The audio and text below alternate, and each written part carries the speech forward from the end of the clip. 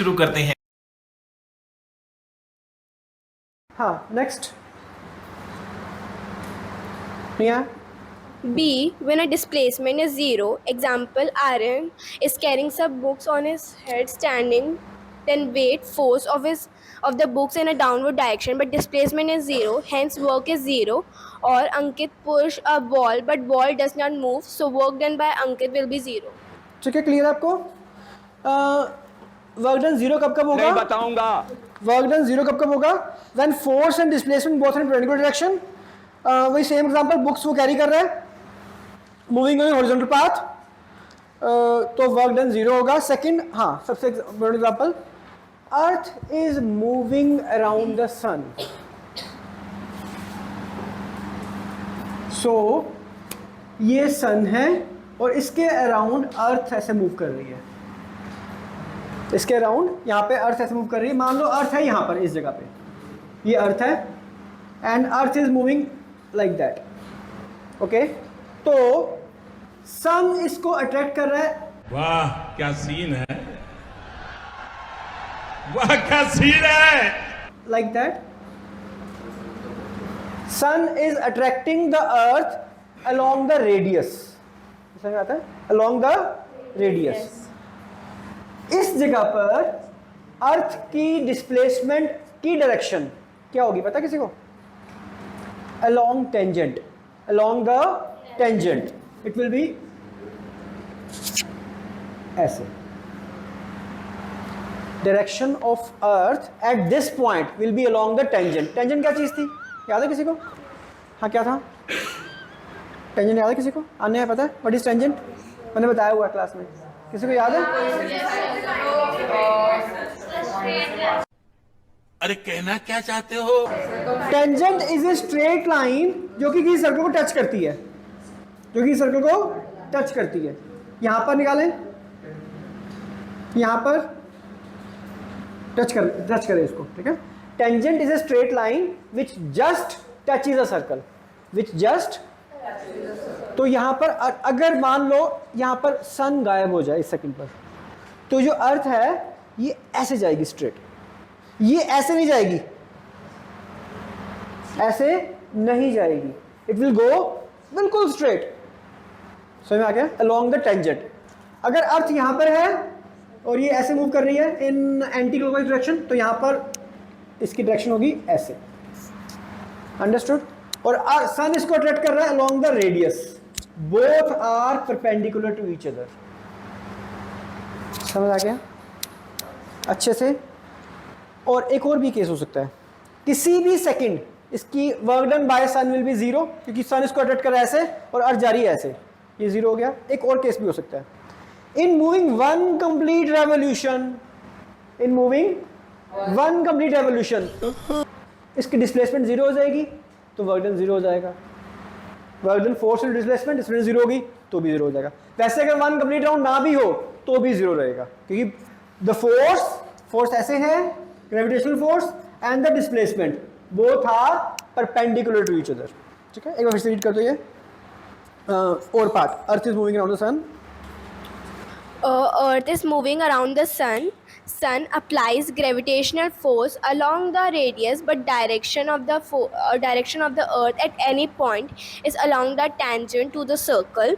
Both are perpendicular to each other. So work done by sun will be zero. ठीक है। Second B part, When displacement is zero, example Aryan is carrying some books on his head and standing, then weight of books is in downward direction, but displacement is zero, hence work is zero. Or Ankit push a ball, but ball does not move, so work done by Ankit will be zero. समझ आ गया सबको? इसमें कोई point समझ ना आया हो, कहीं किसी स्टेप में डाउट हो? समझ रहे हो? क्लियर है? चलो, so different cases, you can see the diagrams. First diagram, earth is moving around the sun, very same, gravitational force and the direction of earth. ठीक है? या sun is moving around the moon, moon is moving around the earth, तो उसमें भी same ही होगा case.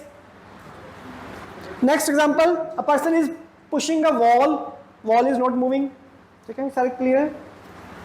चलो, fifth question. If a infinite force is infinite applied, finite, if a finite force is applied and a finite displacement is also there, but still work done is zero, आपको question समझ is में it आया? possible? हमने कुछ force लगाई है और कुछ डिस्प्लेसमेंट भी हुई है। हमने कुछ फोर्स लगाई और डिस्प्लेसमेंट भी हो गई। हमने भी बोला था कि two conditions required for work to be done is force and displacement. ये दो चीजें होंगी तो वर्क डन होगा। तो वो कह रहा है कि दोनों चीजें हो तो भी वर्क डन जीरो हो सकता है क्या? कैसे हो सकता है? वही सेम चीज, when force and displacement are in perpendicular direction, when the force and displacement are in perpendicular direction, तो वर्क डन जीरो हो जाएगा। ठीक है, एग्जांपल यस रीड करो। Yes, it is possible as when force and displacement both are in perpendicular direction. Example, Ayush is carrying some books on his head and moving in a horizontal path.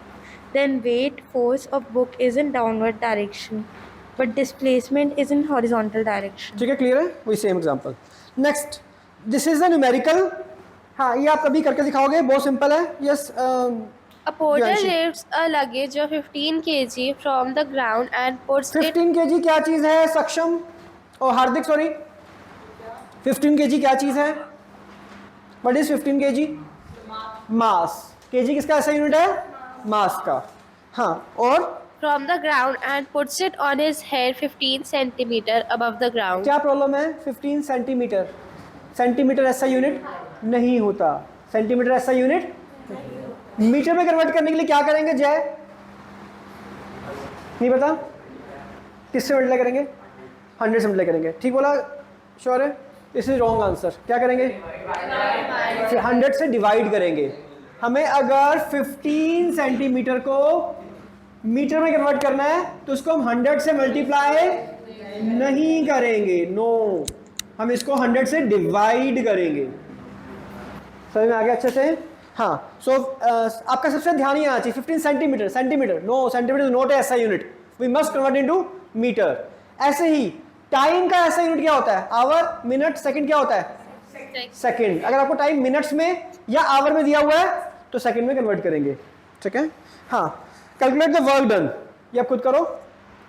हमें given है क्या क्या चीजें given है? एक mass given है, mass equal to 15 kg and displacement s equal to 15 centimetre. हमें find करना work done. Find it now and write your answer in the comment box below. ठीक है, इस केस में जो फोर्स है वो क्या चीज है? The force is the weight of the luggage. Force is the weight of the luggage, तो फॉर्मूला आएगा m into g, MAMG। So next question, 7th question.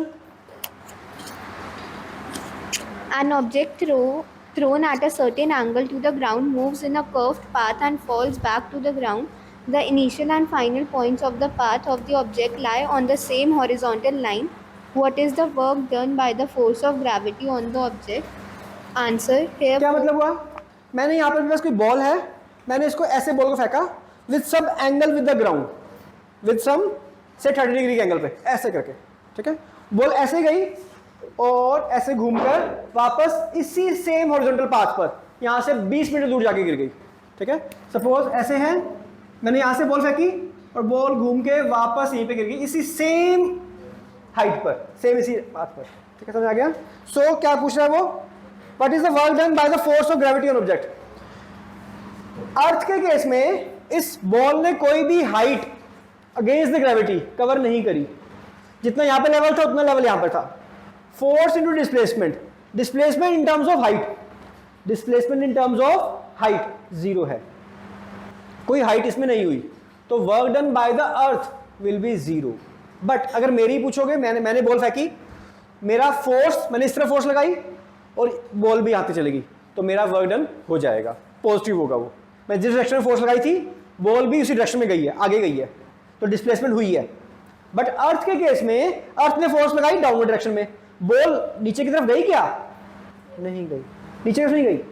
यहाँ पे बॉल थी, अभी भी यहीं पर ही है, नीचे नहीं गई, यहाँ से यहाँ चली गई हो बॉल, ऐसे आके यहाँ गिर गई हो, हमने कोई कुआं खोदा, कुएं में गिर गई, ठीक है, तो वर्क डन होगा क्योंकि सेम हॉरिजॉन्टल पाथ पे गिरी है, तो work done will be 0. Understood और not? Yes, read the answer. Here, force of gravity is acting in vertically downward direction, but the displacement is along horizontal path. Both are perpendicular to each other, so no work is. ये भी एक scenario ठीक है. Ball इस तरफ move हुई है and the force is acting in downward direction, ठीक है, और मोशन उसकी ऐसे है, both are perpendicular to each other, तो भी 0 होगा, ठीक है. Yes, next question. What is the work done by force of gravity on a satellite moving around the sun? ये वही हो गया Justify. जब earth moves around the sun या moon moves around the earth और a satellite moves around the earth, तो work done 0 होगा, ठीक है. Yes, please read. Answer 0. Satellite is moving around the Earth. Earth applies gravitational force along the radius, but the direction of satellite at any point is along the tangent to the circle. along the tangent to the circle, along the tangent, ये word ध्यान रखना, अगर word miss हो गया आपसे teacher आधा एक mark काट लेगी. along the tangent, direction of satellite, direction of satellite, along the tangent, किसकी डायरेक्शन? सैटेलाइट की. किसके लॉन्ग है वो? टेंजेंट के long. Yes. Both are perpendicular to each other, so work done by gravitational force will be 0. Very good. ये अर्थ है और ये अर्थ का सैटेलाइट है जो कि अर्थ के अराउंड घूम रहा है. ये अर्थ के अराउंड क्यों घूम रहा है? Because earth is attracting it. The earth is attracting it. मान लो सैटेलाइट आपका इस जगह है, तो अर्थ इसको अट्रैक्ट कर रही है along this, along the radius, ठीक है, but the motion of satellite, the displacement of satellite will be along this line, along the tangent. The force, this is force and this is displacement, both are perpendicular to each other, so work done by the earth will be 0 because force and displacement perpendicular है. इस satellite की motion towards this नहीं हो रही, इस satellite की motion इस तरफ हो रही है. अगर फोर्स और डिस्प्लेसमेंट परपेंडिकुलर होंगे तो वर्क डन 0 हो जाएगा. उस डेफिनेशन में लिखा हुआ जो वर्क डन की डेफिनेशन है, the object must move in the direction of force. The object must move in the direction of force. मैंने ये भी लिखा हुआ है not perpendicular direction of motion. Perpendicular move नहीं करना चाहिए, ठीक है, understood? So question number 9th, चेतन रीड करो.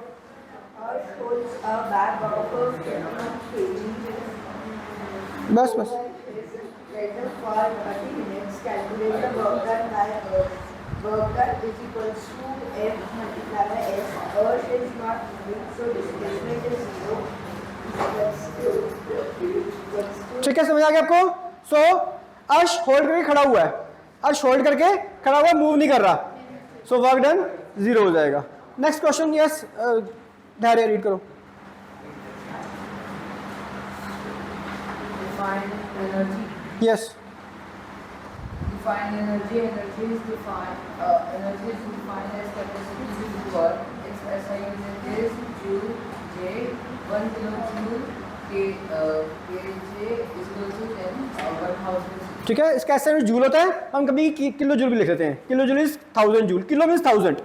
Yes, kinetic energy. Yes, Shaurya. Energy possessed by a body due to its motion is called kinetic energy. Kinetic energy is equal to half mass into half M V square. K E equal to half into M V square. Kinetic energy आपको याद है, मैंने बताई हुई आपको, ऐसी energy जो किसी ऑब्जेक्ट में उसकी मोशन के कारण आए.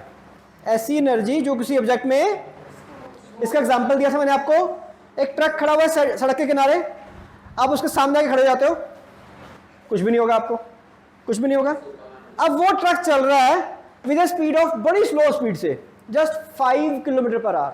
इतनी स्लो स्पीड है कि उससे तेज तो आप चल लोगे. अब उसके सामने खड़े हो जाओ, नीचे से देगा आपको. ट्रक वही है, दोनों केस में ट्रक सेम था, उसका मास भी सेम था, लेकिन सेकंड केस में ट्रक में मोशन आ गई, वो मोशन खतरनाक हो गई. क्यों? उससे उसकी एनर्जी बढ़ गई. कौन सी एनर्जी बढ़ गई? और वो ट्रक अगर चल रहा हो मान लो 50 किलोमीटर की स्पीड से, फिर सामने खड़े हो जाओ, बचना ही कुछ नहीं।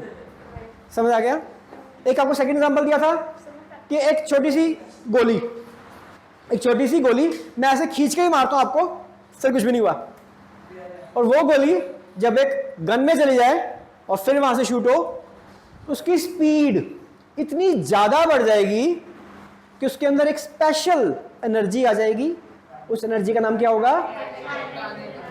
ठीक है, समझ आ गया? तो energy possessed by body due to its motion, इसको बोलते हैं काइनेटिक एनर्जी। इसका फॉर्मूला क्या है? Half mv²। ठीक है, फिर से बोलो, मास इंटू वेलोसिटी का स्क्वायर। 12th क्वेश्चन रीड कर दोगे? बातें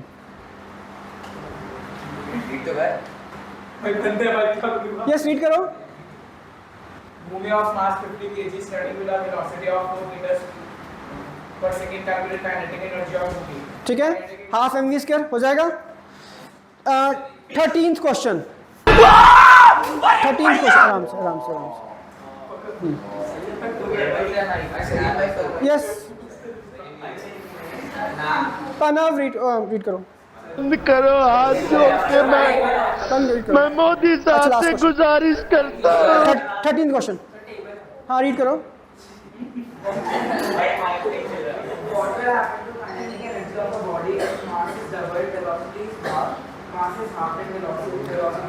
यस, बस ये आपको 13th क्वेश्चन घर से करना है, 13th and 14th क्वेश्चन। ठीक है।